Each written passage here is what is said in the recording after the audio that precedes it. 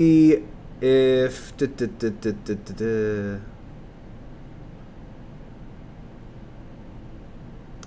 I believe I am live.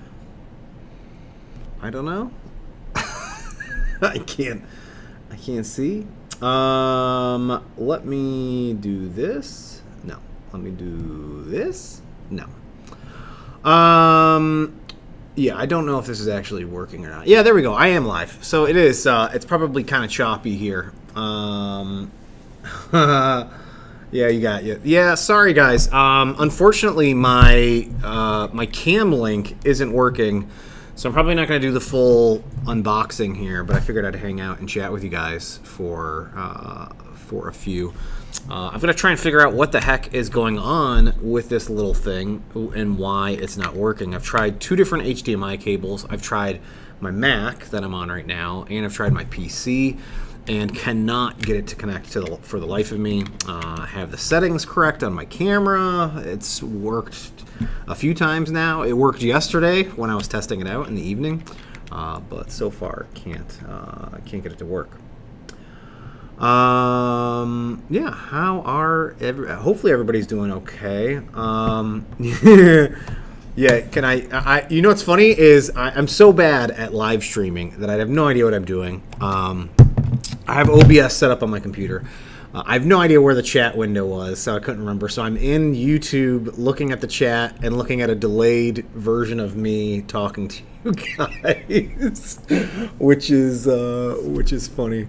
Oh yeah, see, is there? Okay, there's a 20-second delay on YouTube. I don't know if that's me that set that or what.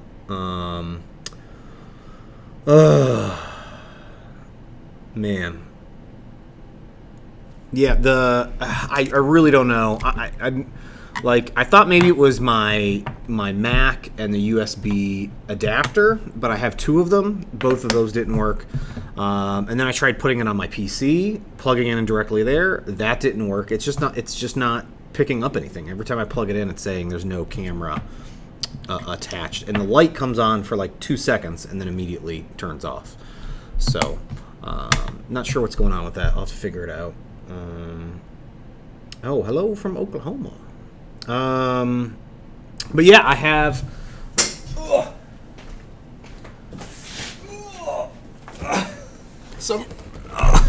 a really fun printer to get up and running here. I was wanting to do this live with you guys, but obviously it's a little harder to do this with just a webcam. Probably not the best thing in the world to attempt on a webcam. Not gonna be able to get a good thing other than I have to like sit up here right up in the thing. Yes, hi. I wonder who that is that's saying I need a haircut.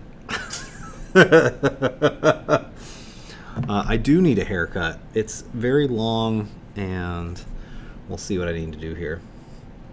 Hello from Germany. No, I haven't tried reinstalling the device drivers. Thanks for calling that out. I should take a look at that and see. I'm basically going to attempt to, I think, uninstall and reinstall everything and then give it another go. Maybe I'll try and get this running today and then do a live stream tomorrow. I do have a video going up tomorrow morning as well, which will be fun, on some fun working with your clear resin 3D prints with some lacquer based on a post that I saw over on Reddit, which was really cool. So testing that out, and we'll be sharing that with you guys tomorrow. The results, I have a few different prints that we're going to be testing out with that one there. Got a soldering iron, want to tear down the cam link. Yeah, I definitely do not want to do any soldering or anything like that at this point, man.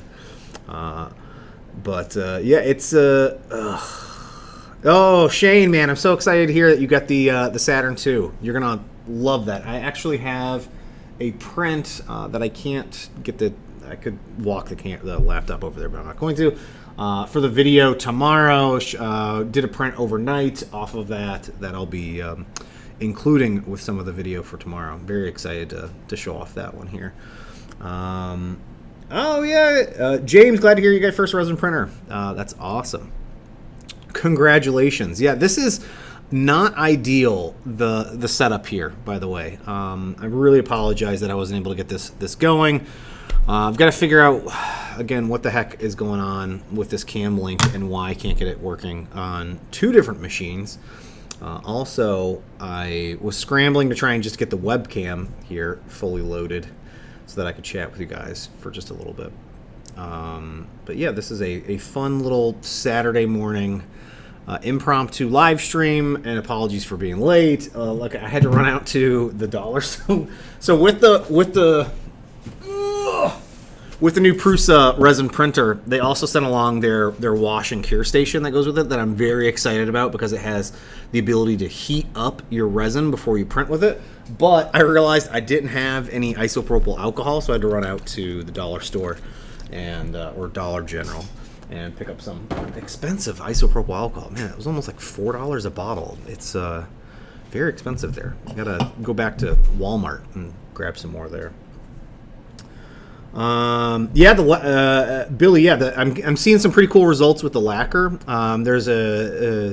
There was a post over on Reddit earlier in the week that I saw that I was like, oh my gosh, this is amazing. I gotta try this out. So attempting to test that out, have a few different things that I'm looking at with it.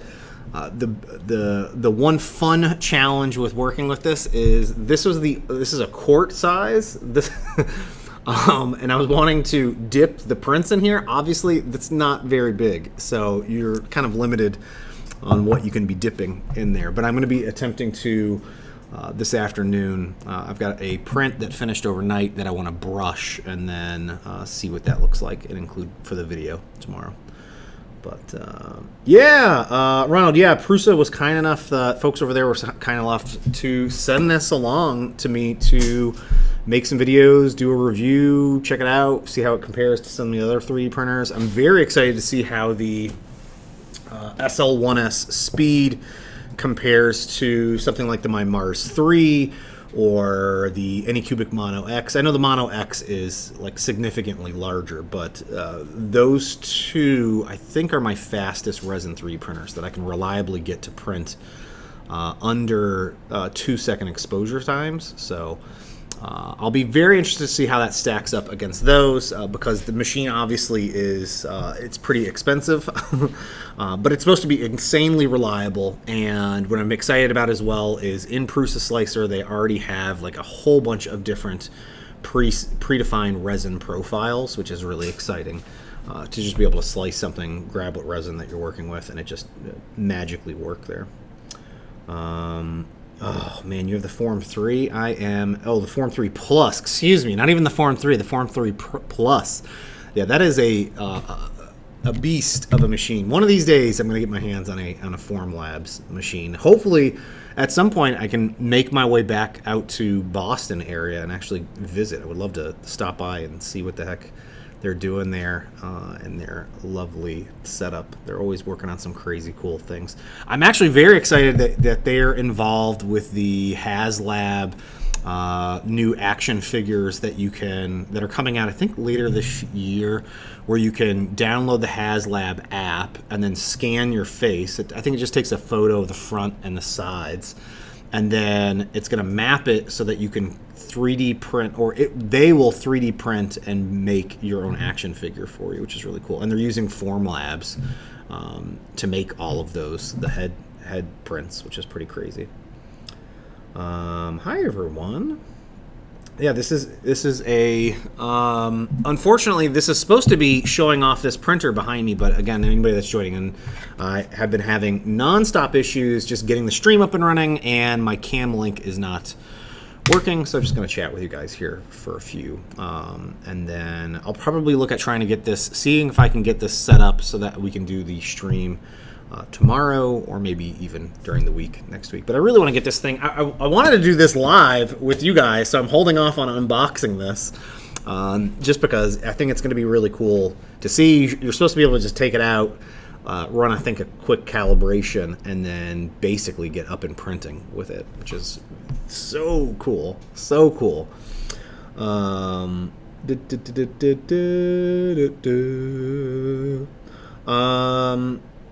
Yeah, Noah, on the Creality printers, I have not had a chance to play with them yet. I believe the Hallett 1 has a very similar interface as the Prusa, which is like vastly different than most of the other Resin 3D printers out there, at least from what I remember seeing. It's much more visual based. I think it's like a nice touch screen.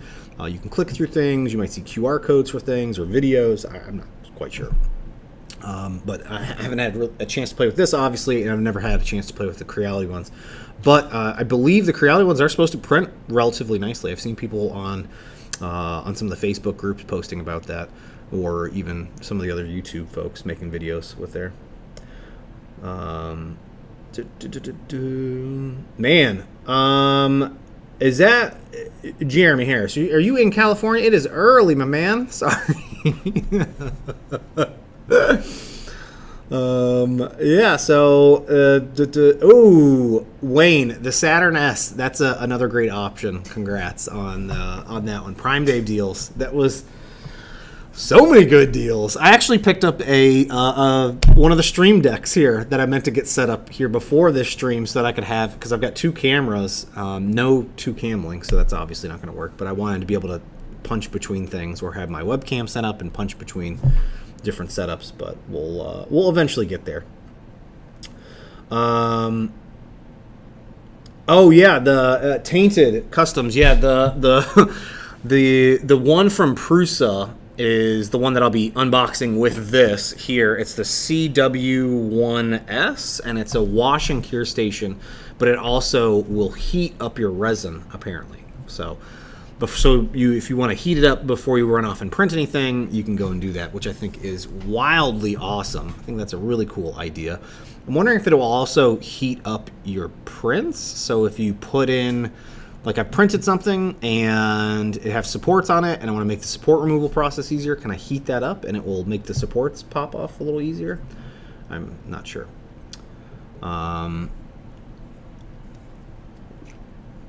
Alternating between drinks here. Hi. Yeah, this is, again, apologies. I really wanted this to be a fun little morning activity here with you all, and I really want to get more into do more regular streaming with you all, but just because it gives me a little break in things of the monotony of creating videos, it'll be nice to just sit here and chat with you folks here. Yeah, Shane. Yeah, you you're gonna have a hard time with the doing time lapses on the form printers. I believe. I believe I saw Tom when he did his SL1S video. Or no, was it a Resin Lapse video that he did? I can't remember which one of them. He used a Resin Lapse cable on this printer, so I've got to figure out how to get that in there so that I can make some time lapses with that machine. But what's crazy about this one is this thing, so it's got like a 150 millimeter build volume height, and supposedly you're going to be able to max print the full build volume in 4 hours or less than 4 hours, something like that, which is crazy fast for anything. Billy, hello, also from New York, and congrats on the Viper. You're fifth. Yeah, see, this is what happens. You get 3D printing, and it's like an addiction. It's like, all right, I need another one.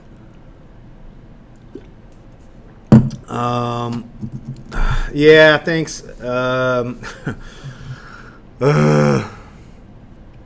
I'm glad to hear I'm not the only one that has issues with the cam link.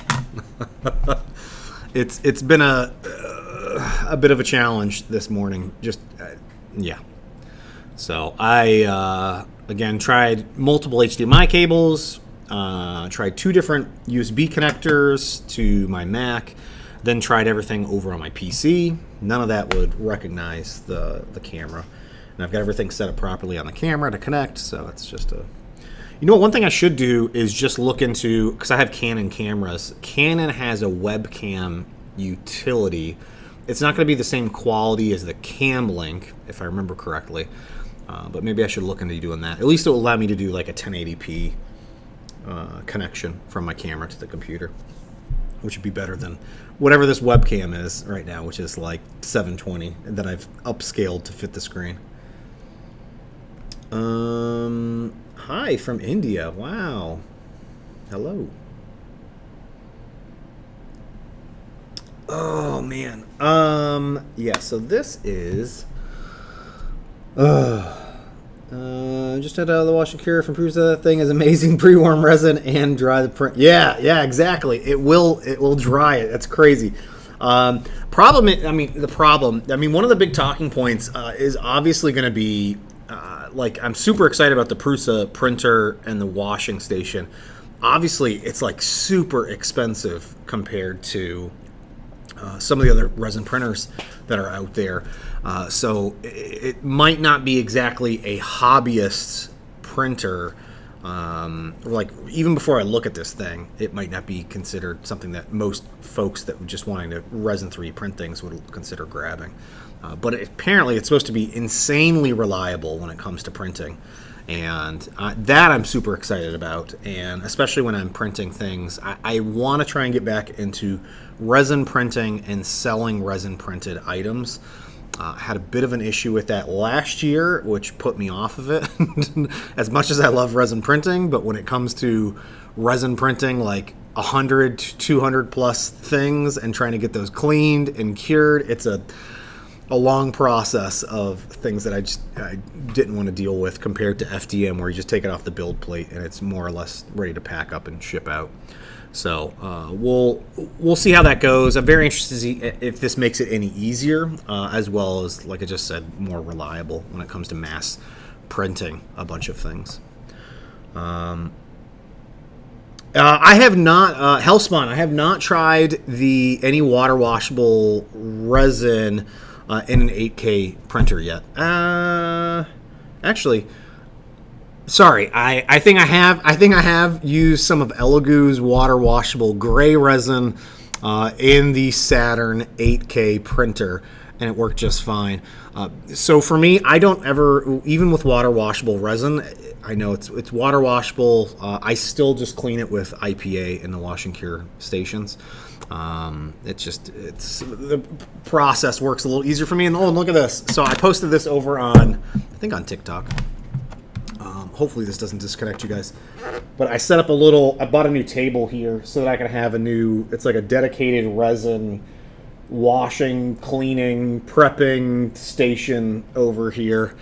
Will just make my life a little bit easier. So I have the Anycubic Wash and Cure Plus, the Elegoo Mercury X bundle, and I'm also going to have the Prusa cleaner over here as well once I get that unboxed and set up. So I've got to bring over a few more of the Wham Bam slap mats to sit down there, which just fit perfectly with the cleaning units. It fits flush with the edge of the table. These are shelves that I picked up from Costco. They were, I think it's like $96, so you could stack them up or build them sideways to make a long table. Perfect for a bunch of different printers, but this is just going to be great for me with the resin printers, the cleaning, and then on the shelves below I'm going to be using for some of the resin storage, which would be cool.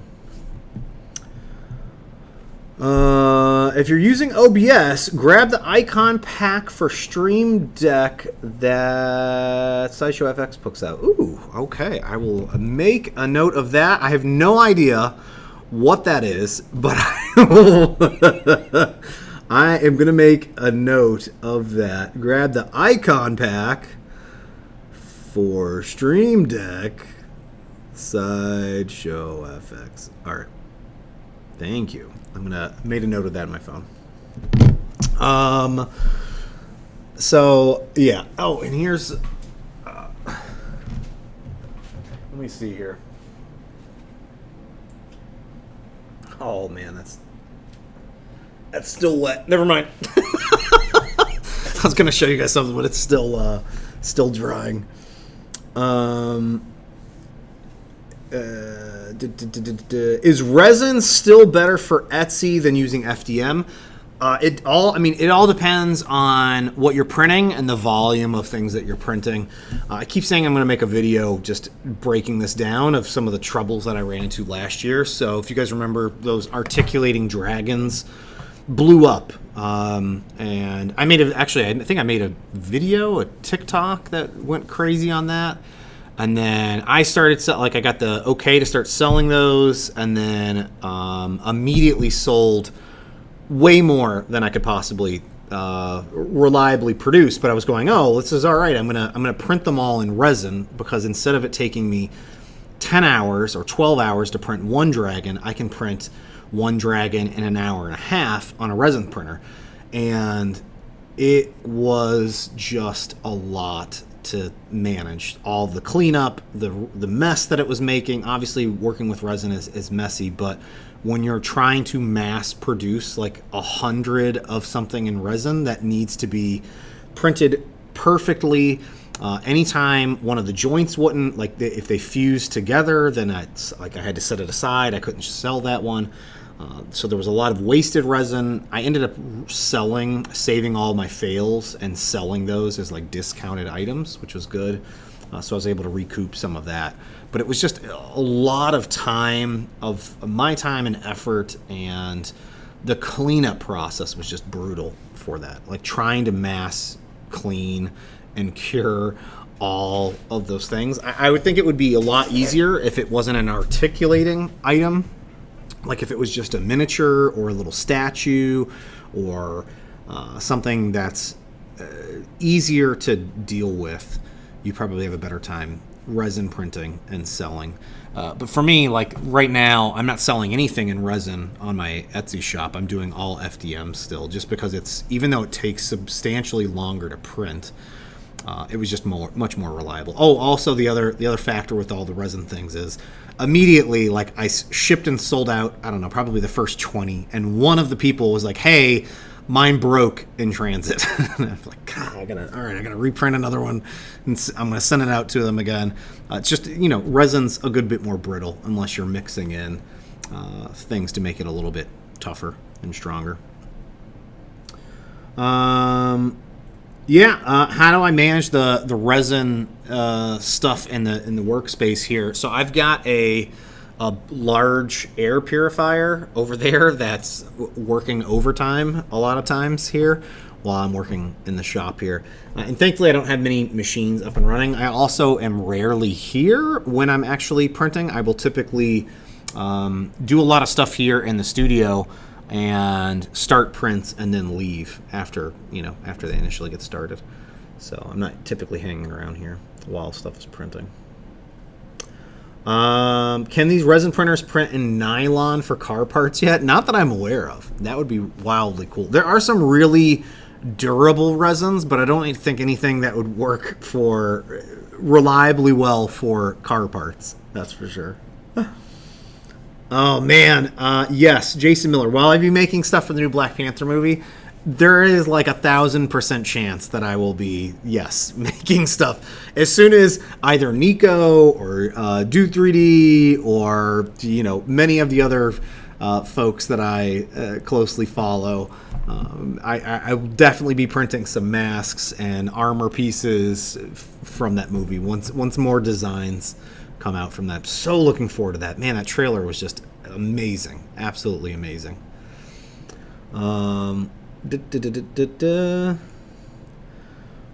So, Andres, what can I do with figures and parts, and the parts have big gaps? So if you're printing, it sounds like if you're printing figures and there's the gap between the parts, you can either use, if they're resin printed, you can try to fill the gap with a little bit more resin and cure it with a UV pen light.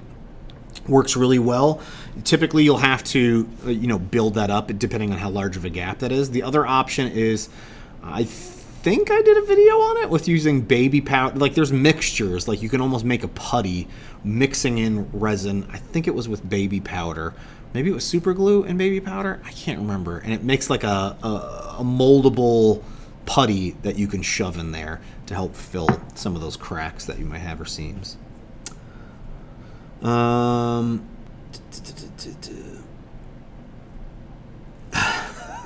Put the family to work. My children love helping me with 3D cleanup. Man, my kids ain't gonna want to do any of that. Actually, I did print some Donkey Kong. Actually, hold on, I've got them right here.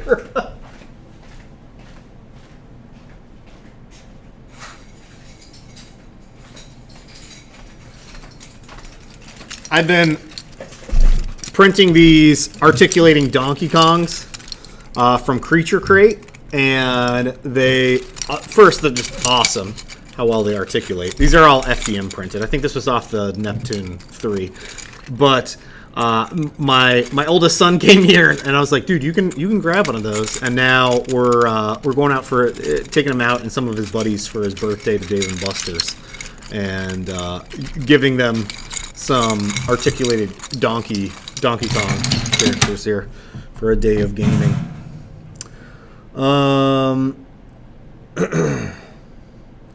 Dun, dun, dun, dun, dun. John Smith, I cure mine in your tanning bed.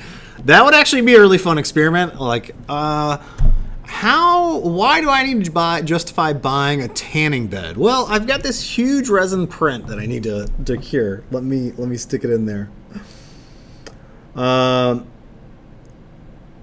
Foxtrot, the Mecha Kong. Yeah, is that from Toy Box 3D?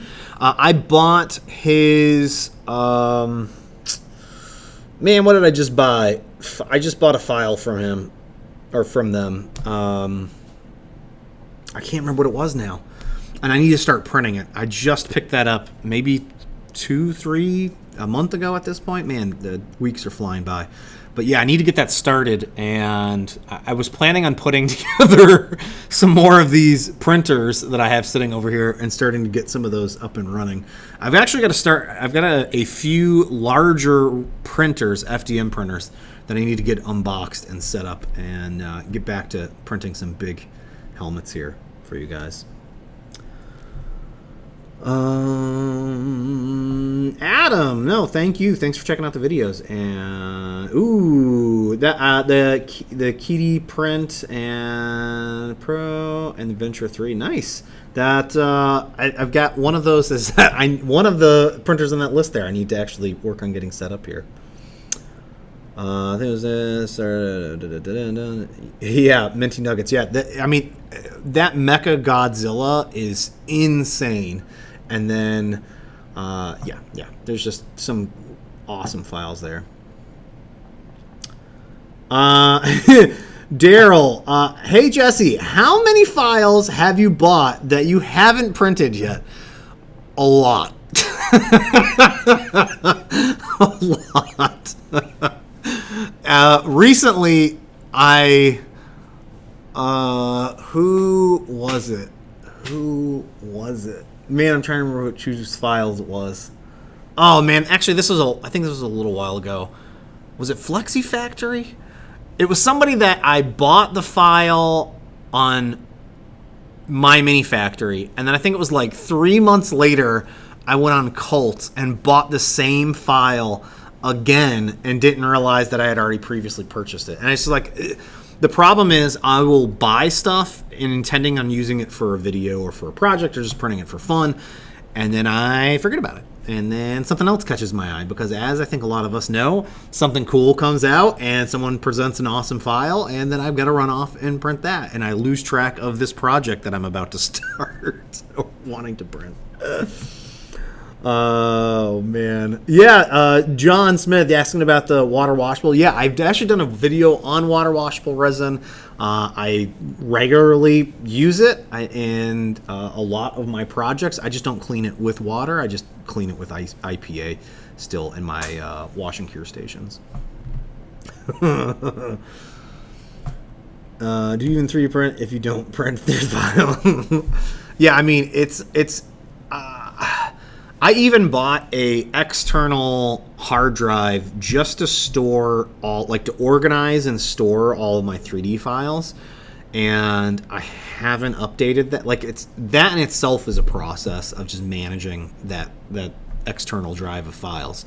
And then, the other thing is, like, I'm in, I don't know, like 30 different Patreons, and there's so many files that come out in those Patreons. So it's and there's so many cool things that come out, and it's like, man, I can only do so many. And I'm, as a lot of you might know, I'm like obsessed with most of whatever Fotis Mint or Wexter or Eastman will put out. I'm like, all right, I gotta print one of those.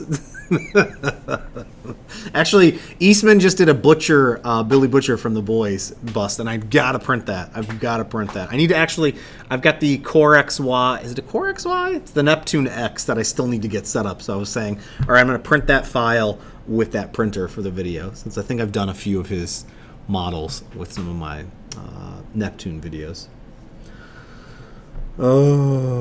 Oh man, congrats on the Neptune 3. I just finished a print overnight with mine, and before I head out of here, I gotta start up another print on it. It's just, it runs awesome. It's I'm wishing now all of my Neptune 2 printers that I have were now Neptune 3s. It's if there was like an upgrade conversion kit, I would probably look at buying that.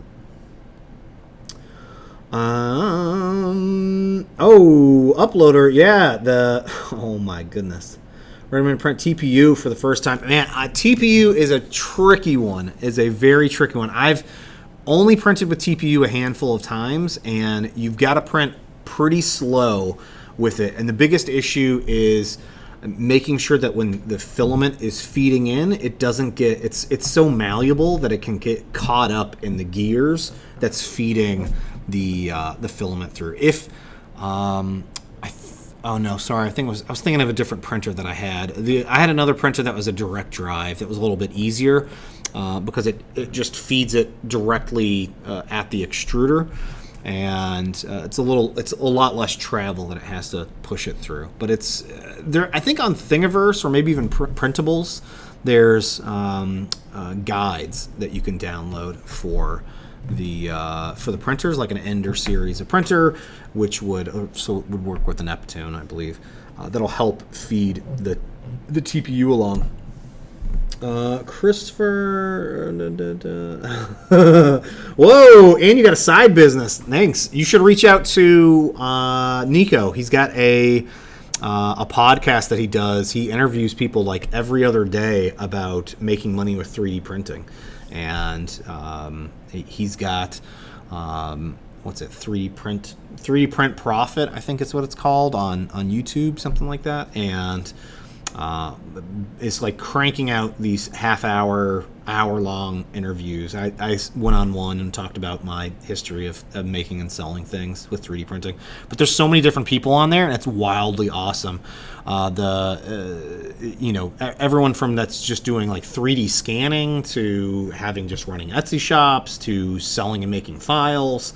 It's wild and varied and kind of inspirational to listen to. Oh yeah, 3D Musketeers. Yeah, direct drive makes TPU so much easier, but it's still not easy. Like the last time I printed with it, I did a flexible neck cowl, a neck piece for the Batman. It's the Batman costume project that I started and then never went anywhere with it. I printed the neck, the head, the cowl. I started printing the chest piece and then needed to reprint pieces and never I abandoned it at that point. But even with the TPU neck piece, I was using the Raise 3D, and I had it mounted above the printer, so it just almost like fed it and dropped it in. And it was working really well, but still ran into issues with it. It's a really tricky one to print with, especially if you have to print with supports. Those can be fun to get off, but it is cool to clean it up with a blowtorch because you're going to end up with stringing and it just melts them away. Yeah, the film sheet on the Saturn II is definitely it's different. If I remember correctly, I think it's like I'm trying to remember. I'm trying to remember now. It's full of resin right now. I would go grab it if it wasn't full of resin. I'm now trying to think if it was anything different. It might just be like that NFEP material. I'm trying to remember if it's. I'm getting machines confused now. I've looked at so many machines. I thought it was the one that was like hard to see through, but I think that's an Anycubic machine. I think that was like the M3 Plus, something like that. Used from Germany. What filament is usable for helmets? Skin irritation, fumes. What about Phyllis? Is skin safe and non-toxic? Christopher, yeah, I typically print everything in PLA or PETG for cosplay stuff, and typically that's completely fine. Like this, here is a helmet from Thor Ragnarok that I desperately need to redo over again. This was a very quick print and paint job in order for me to go to my first New York Comic Con. But this is all PLA, and then I just wore this directly on my head. There is a little bit of foam here on the inside at the very top, just for some padding to keep it not moving around on my head. But in general, I've had, at least for me, I've had no issues with skin irritation or anything like that. You could always coat the inside of your prints with something like primer, like a spray paintable primer to help give it a little bit of extra coating there.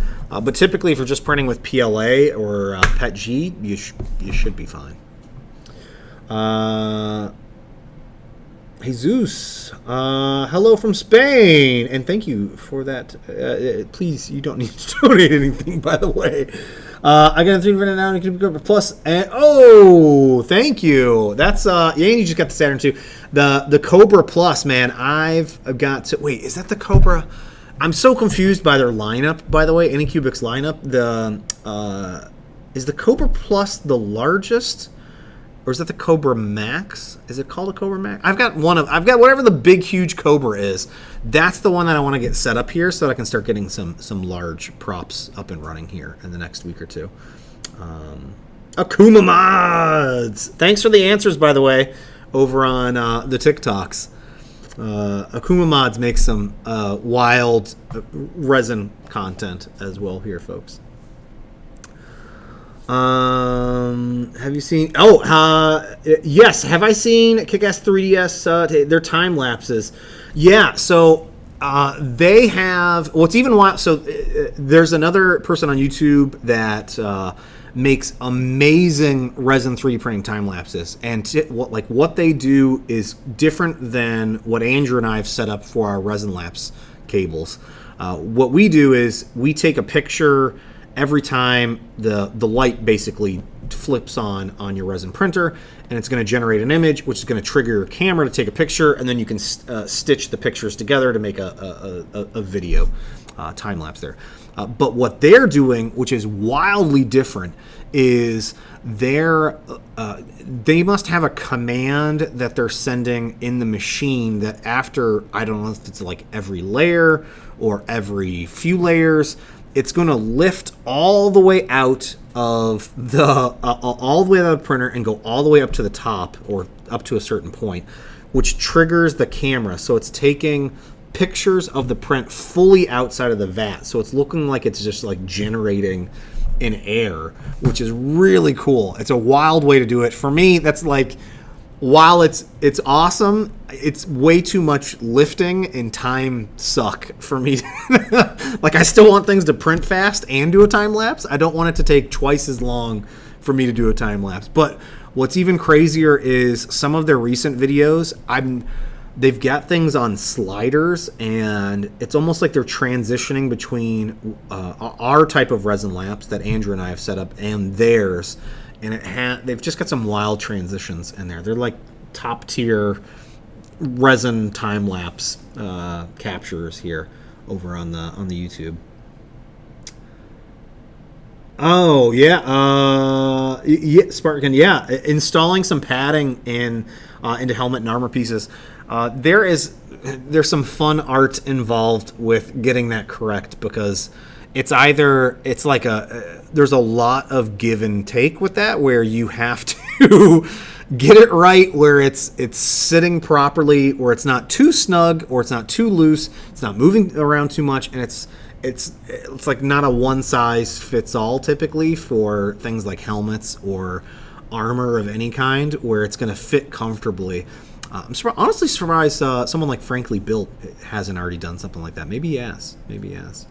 But folks, unfortunately, I'm gonna dip out of here. I do want to try and figure out what the heck is going on with this cam link because I do want to get the live stream going on here with you guys. So maybe tomorrow I might look at if I can get this sorted here. I'll try and set that up. If I do, I'll definitely be posting another notification about it. I do have another video going up tomorrow morning on using the your Resin 3 prints with some clear lacquer, which is really seeing some interesting results there with that. I have one more test that I need to do with this to get it on there so that we can take a look at that tomorrow to include in the video. But again, apologies everybody. I know I was supposed to be doing this big unboxing. I was very excited about that to get this thing unboxed, but I really want to do this live with you guys so that you guys can experience it with me as I'm going through it here. But I just want to say thanks for tuning in here. Sorry again that this wasn't as pretty. I'm using my laptop webcam